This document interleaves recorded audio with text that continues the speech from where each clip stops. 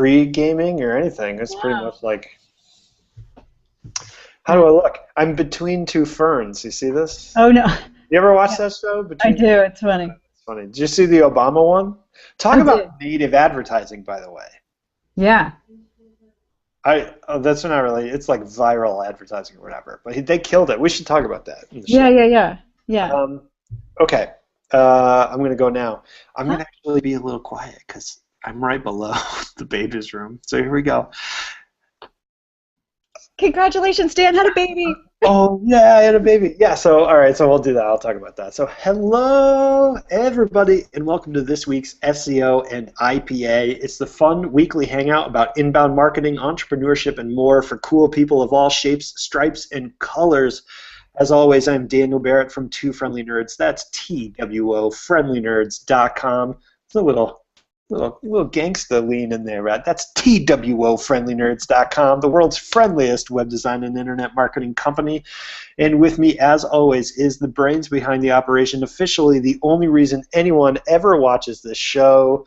Red-haired, like the fiery devil she is. It's Patti DeLessio for reinventinteractive.com. I made that one up on the spot. I didn't look up one of my written ones, so hopefully that wasn't like good. That's reinventinteractive.com. Patti, how are you, my wonderful friend? You have red hair, right? I really don't. I don't think I do. I don't know. It's funny. You look like you have red hair. Oh man. It's No? it's it's the brassy summer thing. No, I believe I'm a brunette with man-made highlights, but thanks anyway. Yeah, so tell us. Yeah, so here, I'm going to Baby picture?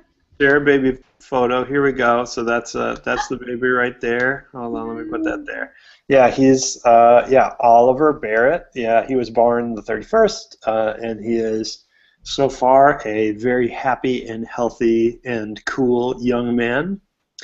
And he is actually sleeping upstairs. I've been working from home instead of the office because You trying gotta to be support my around. wife, and yeah, you gotta be around. I want to be around, That's but right. my wife is staying home, kind of chilling with the baby, and obviously I want to make sure that she doesn't go crazy because it's a lot of work. Mhm. But the baby is awesome.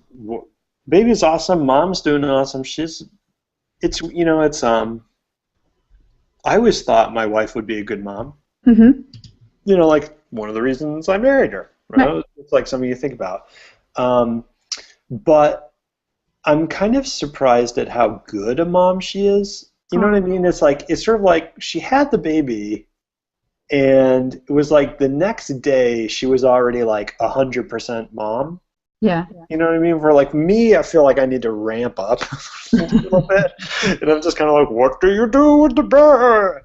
But it's just like a total natural, like just really great with the baby, and just super awesome. So it's really it's cool to watch. I mean, obviously the baby's amazing, the baby's cool, but it's also cool to kind of watch my wife, who I've obviously known for so long, kind of turn into this kind Mhm. of this new part of herself. So it's very very cool, and yeah, babies. Who knew? I love it, Dan. You're gonna make me cry. Oh. We um, well, you know what? Let's talk about drinking because nothing goes together like babies and drinking. Why don't you do your beer? I'll do my beer because I don't even know if you have a beer. I do have a beer. I do. Do you? It's the last beer in my fridge, so you're gonna see that. And don't confuse it with other stuff in your fridge. Okay, I have this. I discovered this just the other week. It's fantastic. Let me see what I got here. It Captain is Lawrence. Captain Lawrence Brewing Company IPA. Hmm. I'm telling you, it's phenomenal. It's one of my new favorite IPAs. I love it, love it, love it. Really? So Got a where are they lot from? going on. They're from New York. Today's a little bit of an odd episode. We have to get moving here. Uh, Elmsford, New York. Elmsford, New Elmsford. York. But Okay. Dan, fantastic. Get your paws on this stuff. Really, really good. Captain Lawrence Brewing Company. What's it called? It's something IPA? Captain Lawrence Brewing Company IPA. Oh, it's just an IPA. Okay. It's just a fantastic IPA. How's that? Wow. All Love right. it. I'll keep a lookout Got for it. it. I've never seen that anywhere, so I don't know. Maybe we don't have it around here, but I'll look for it. Honestly, I'm not even sure where. Oh, you know what? It was recommended by one of my beer suppliers. He was looking at some of the other beers I was picking out. Was like, "Oh, you got to try this one." I was like, "Okay," and it's phenomenal. So anyway, I love the idea that you have like a supplier. I picture you like on a street corner. And be like, I have I have three. I have three that call me when they get certain stuff in. It's no joke, no joke. yeah, What do you they tell have? you when the good stuff hits the streets. Yeah. I know. All right, cool. Well, that's. I don't have that. I've got my local It's cool. liquor store, which I don't really like that much. If anyone knows like a really cool liquor store near Middletown, Connecticut, you should let me know. Okay, so this is the. Oh, okay. See if you can name the company by this top label part. Can you see Oh, that? oh, oh, oh, oh. Is that the blithering idiot? No. No. No, no, no. Okay, who is it? So it's Weyerbacher. Wirebucket. Yeah. Weyerbacher. So this is the Weyerbacher Double Simcoe Double IPA. Oh, they do the blithering idiot. The They Wirebucket do? does. Yeah. Oh, okay. All right, cool. I didn't know. Sorry. No, I thought that's what it was. I think that's I've their. never had that. Is that good? It's a lot of beer. It's a dark. Oh, Yeah, it's like a real strong beer. It's a good. okay. All right, so this is the double IPA. I'm trying to look see if they didn't really have any description or whatever, but Weyerbacher's close to me too.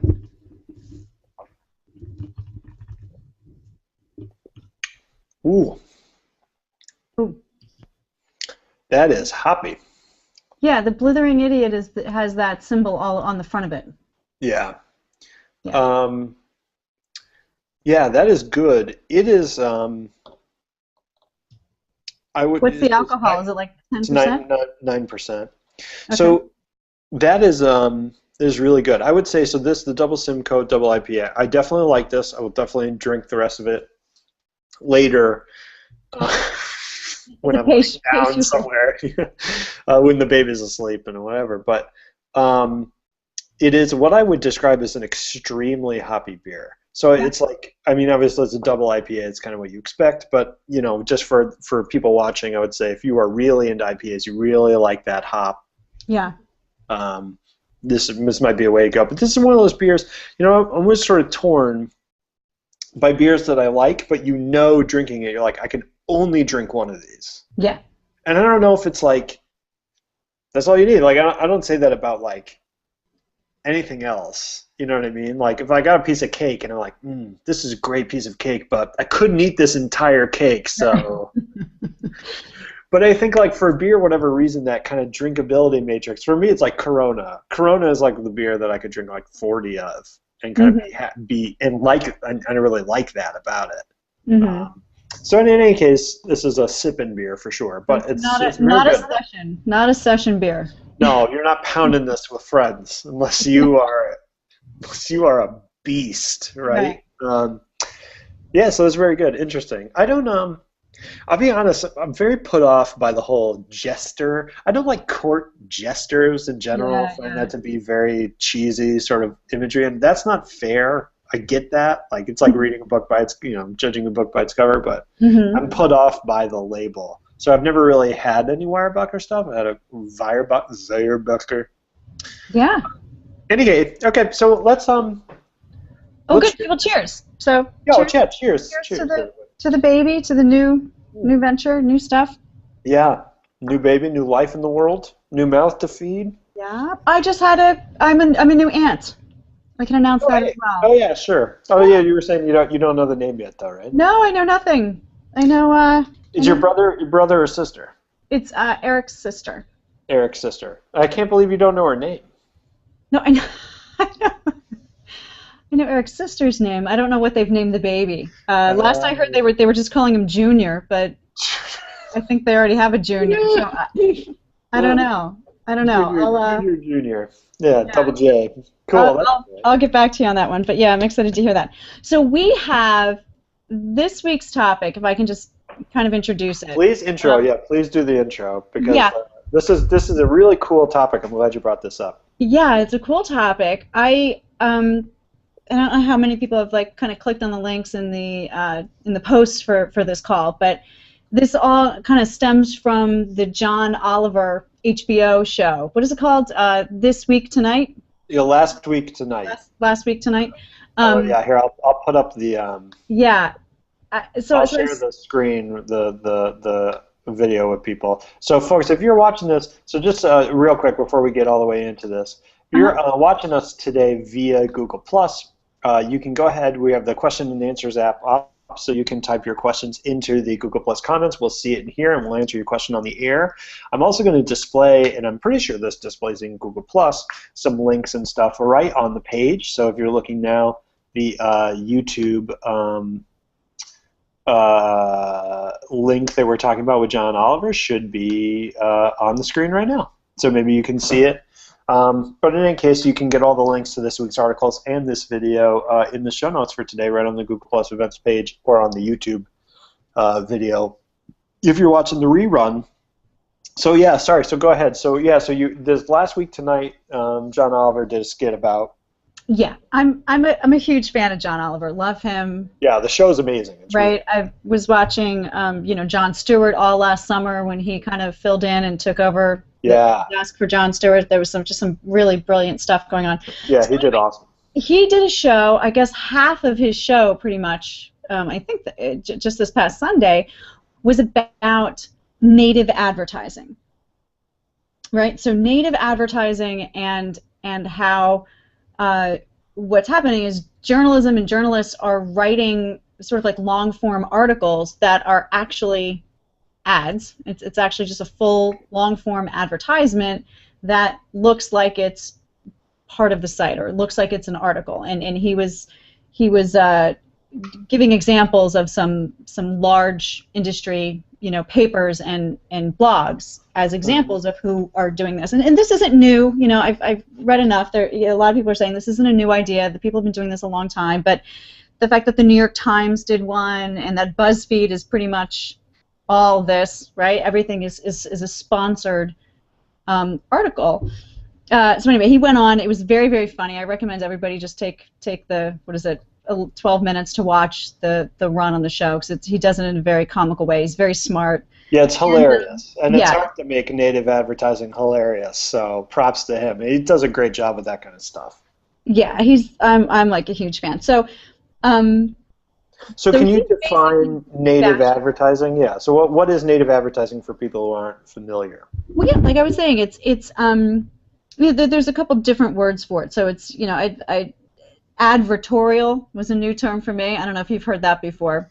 Yeah, in fact, I was going to show, to kind of show how old this is, and this is actually not even an old example of it. I'm going to show one of the famous ads from this advertising company called Ogilvy and Mather, who were one of the first ones to really do this and really crush it. And they used to run these long-form ads in newspapers that were essentially set up to look like articles. Right, and the entire thing is really just a long-form sales letter, but it's set up to look like the rest of the content around it, and they quite famously would outperform any of their competitors in the advertising space by factors of 10. I mean, they really made this approach kind of, and so this is the classic advertorial. It kind of looks like an editorial, but it is an advertisement, right? Yeah, exactly. Yeah. Yeah, so that's a great example. The example that John Oliver kind of busts on is what was it in the I'm forgetting it, the Scientology article that was in the Atlantic. It looked as if someone wrote this big long article about Scientology and a lot of positive stuff about the leader of the Scientology church, and then you kind of realize that it's actually an advertisement, and then here I can actually put that on the screen. I just found it. Right. Yeah, and then they also say that there was a lot of comments on that were also oddly all overly positive. So and this is on I don't know if it's the front page of the Atlantic, but I thought that was pretty funny. So that got blasted for being a really kind of cheesy, manipulative, crisis of trust was the other form, term that we're hearing. So is it bad to write these articles that are paid articles? It's not journalism, it's not reporting, but it's, you're sort of making it look like, hiding it within another news organization's material as if it's a real article when actually it's branded content, it's paid for content. It's interesting because this is a screenshot of the Atlantic when they had this story run, and it's interesting because they've taken it down since then because there was a lot of. But this is the right here. If you see this little yellow box, it says sponsored content. That's it. But the whole rest of this article looks like a news article, right? But only in the tone where it's like, the driving force behind Scientology's unparalleled era of growth, blah, blah, blah, blah, blah, it's essentially like a long-form advertisement, but it looks if you're not really looking for it, it looks exactly like a regular article in the paper, right? Yeah. So that's kind of native advertising. Native advertising broadly is any ad that looks like the content around it. Yeah. So, some of the articles that you shared, do you want to talk about some of the examples of native advertising? Because this is, although it's not a new thing, and like we were saying, advertisement that looks like an editorial in the newspaper, it's as old as newspaper advertising, really. Right. And that's a direct mail technique that's been used in marketing forever, but just recently it's really started to explode online. So do you want to talk about some of the ways that people are using native advertising for online advertising? Well, we may want to even just unwind it just a little bit and go back to why, sort of like why we need to do this. And a lot of this is because, and John Oliver makes a big, kind of joke about this, is because people aren't buying newspapers anymore. So they need to find ways, it's a revenue stream that needs to happen. And he makes this hysterical joke about how poorly ads perform, online ads perform in, say like the New York Times, and even says, like less than, 0.2% are actually clicking on those, banner ads within the newspaper. So he says that actually, if you happen to click it, you automatically are sent to a page that says, "Oh my gosh, are you okay? Did you pass out and your head hit the desk? You must have accidentally clicked this banner ad." Right. Which is absolutely hysterical. But what he's saying is, there is no more captive audience. Essentially is the idea. Like you no longer have this captive audience online. People are sifting through and drinking through the fire hose, and we're moving on from one thing to the other. And ads, we're skipping those ads. It's the whole inbound marketing versus interruptive marketing. We're kind of avoiding all of that now.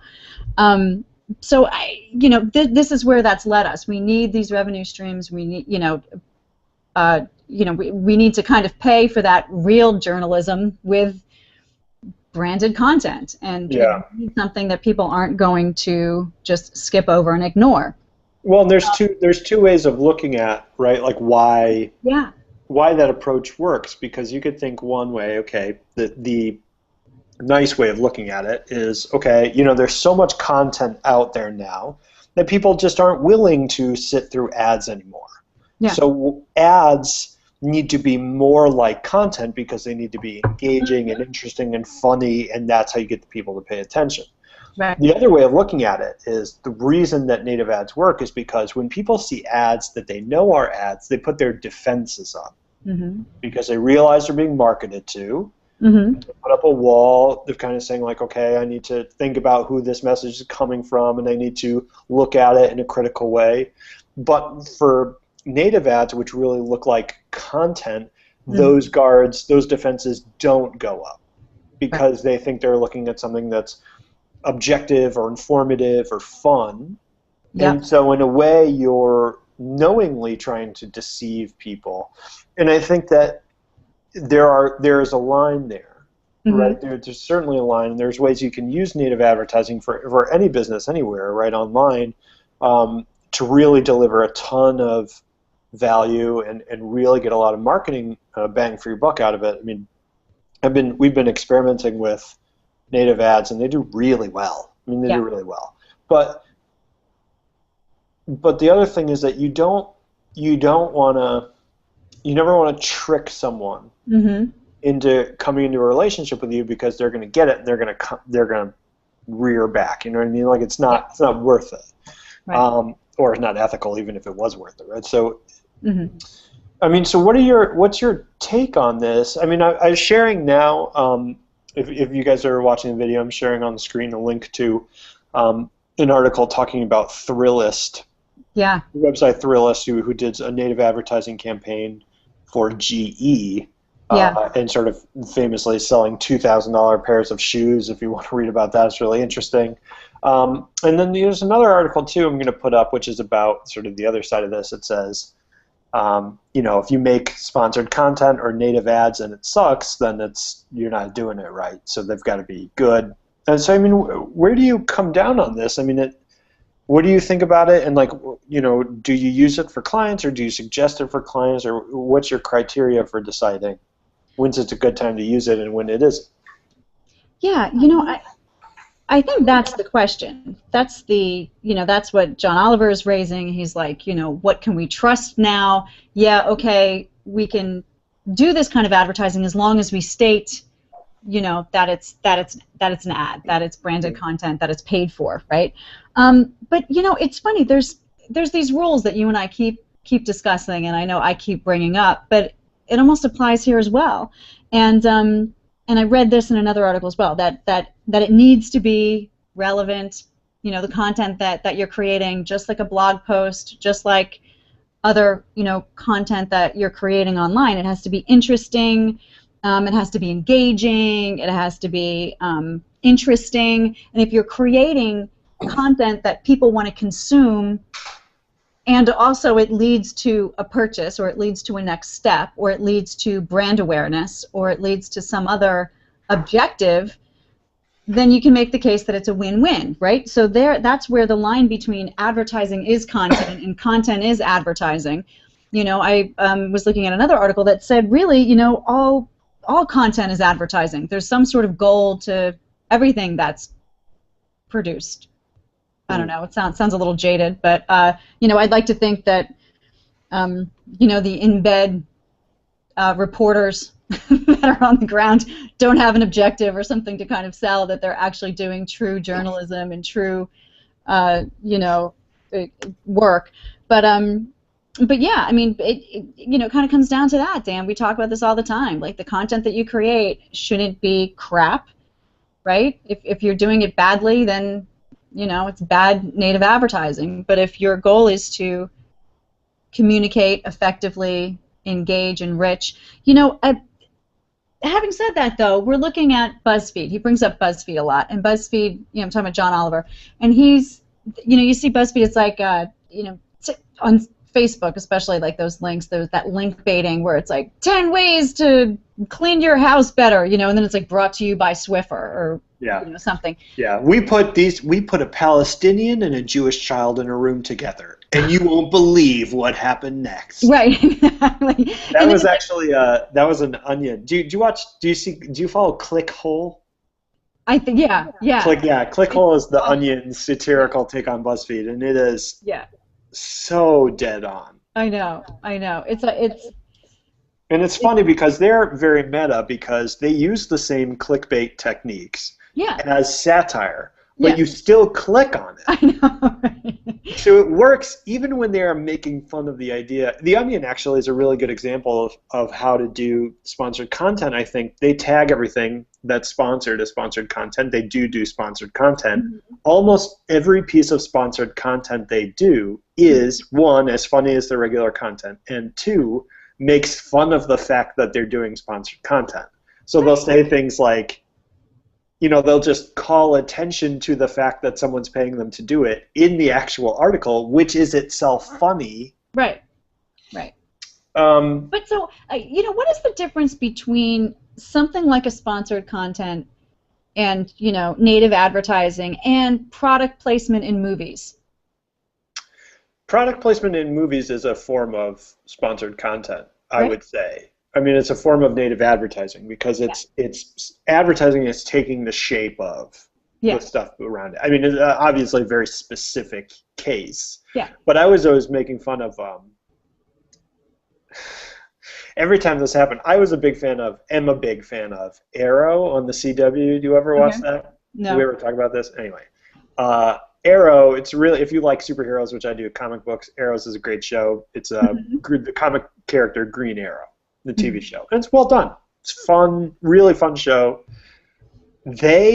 Everyone on this show gratuitously in front of the camera uses Windows Metro. Like, they're like, quick, like zero in on the car that's escaping, and she like pulls up like and she like taps the home button, and I'm like, oh god, like really? So it's it's just stuff like that is really funny. But So anyway, I think it is a form of native advertising. I think for me, the big thing for me for native advertising, and actually this is, I think, one of the biggest advantages to doing this for most small businesses online, if you're thinking about how to get in this, because obviously, Two Friendly Nerds isn't sponsoring, Transformers 5 or whatever, or like, so we're not doing any of that stuff, and we're obviously not going to pay enough to do sponsored content on a place like BuzzFeed, although if you could, go for it. But when you're doing it for your own business, one of the things I always use as the sort of barometer of whether or not it's legit is the post or whatever that you're sharing, that you're advertising, shareable without the sales pitch. Yeah. So this is how I do native advertising, and actually it's really easy to do. Anyone can do it today, and just really it does super well, better than most ads when you look at conversions and stuff like that. You pick a blog post that you've written that does well, that people share, that's your most popular blog post. For whatever reason, I wrote a blog post about how to set up a paid newsletter with PayPal and MailChimp. Because it's surprisingly difficult to do. Like, all the paid newsletter services are out of business. It just didn't, whatever. So it's hard to do. So I set up like a tutorial. Yeah. That is by far, I mean, out for organic search, it crushes every single other page of my website by like a factor of 10. Yeah. It's the only thing anyone's ever written about the subject or whatever. So if I was going to do native advertising for that, I would take that blog post. I'd make a separate landing page for a product that I was offering. Let's say I'm like, how to start a business, doing your own paid newsletter, how to get clients on it, make whatever. And I would take my blog post, and in it I would just say, like, blah, blah, blah, here's an introductory paragraph of the blog post, and like, by the way, this post is just one part of my whole course. If you're interested in checking out the whole course, click here. And then back to the blog post. And I'd probably put a link like that into the content, woven in a natural way, 2 or 3 times. And then I would promote that post via ads. So I wouldn't even mention my course in any of my ads. I'd be like, check out this cool blog post on how to set this thing up for free, and I'd advertise that. Right. And that, your click-through rates, your conversion rates tend to far outperform straight advertising, especially to a sales page or a landing page. So it's it's one of those things where it gives you, the best thing about it is that it gives you the opportunity to demonstrate up front that you're willing to deliver a lot of value and you know what you're talking about. And then people are just more likely to trust you at that point, rather than if you just lead with a thing. One of the sales thing or a landing page thing. That's native. That's straight up native advertising. Sort of. Especially if you're doing it on Facebook. Yeah, if you're promoting a post, like, which is how I tend to do it on Facebook. That's a little bit different, Dan. I would say. Do you have an echo, or is it just me? No, okay. It's you. Okay. I'll do that. So that kind of is what you've done is you've pulled out an article and you're paying to drive traffic to it. What would make it more sort of like native advertising is if you paid like Inc. magazine to publish it as if it was a helpful piece, or if a reporter interviewed you. You were highlighting it, but then they made you pay to put it out there. I think that would be. Well, that's one way of doing it, right? Because native advertising, again, is any ad that is indistinguishable from the rest of the content around it. Yeah. So what I'm doing is putting a Facebook post among everyone else's timeline, so it's Right. just a post. It's a promoted post. Anytime you do a promoted post, that's native advertising. Yeah. It looks like the rest of Facebook, but I paid to put it there. Right. So, the thing that's great about that approach, and again, that's one particular kind of native advertising or whatever. The thing that's great about that approach is that the blog post is now your landing page. People will actually share your landing page, which is crazy when you think about it. Like you are going to share my sales message for free if you think it's of high value, right? So it's it can be really powerful. I mean, the catch is it has to be good. Dan, I disagree. Here's what I think. I think writing a valuable piece of content or blog post and then making an offer within it is one thing. But like, look at what The Atlantic did. They did a whole article boasting about how, a whole one-sided article saying how fantastic this church is, and made it look like it was an editorial or an actual piece of content, right? Right. I think that's a perfect that's a perfect example of how to do it in a crappy way. Yeah, how to be like a real creep. But I think writing and adding value, or having like a webinar that's really informational, and then you make an offer within that. Where do you draw the line? I mean, that's kind of how it should be done. Well, and I think in many ways, if the movement of sort of internet advertising is towards ads that are a lot of content, very content heavy, right? Yeah. But I think the thing that makes it native, the difference between native advertising and anything else, is does the ad look like an ad, or does it just look like content? Right. If it's just content, so like I will turn a blog post into a landing page. Yeah. It is a landing page. It is the beginning of my sales funnel.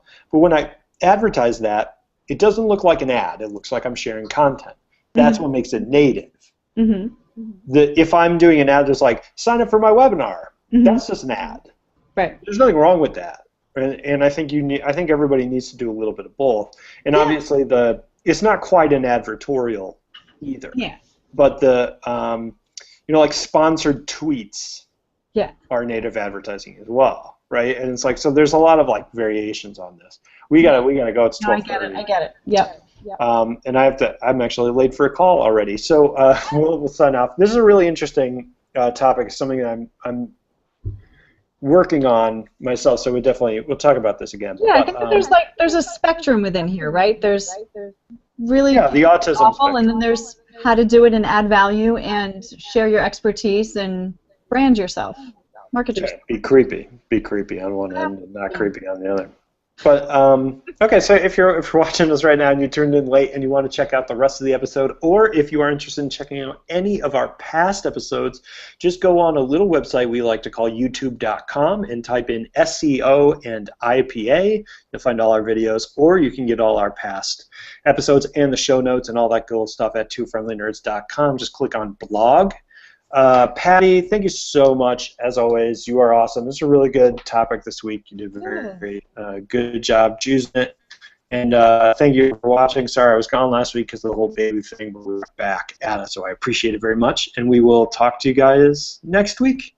Wednesday, noon, Eastern Standard Time, same bat channel. Patti, have an awesome rest of your day. You too. I'll talk to you very soon. All right. Bye guys.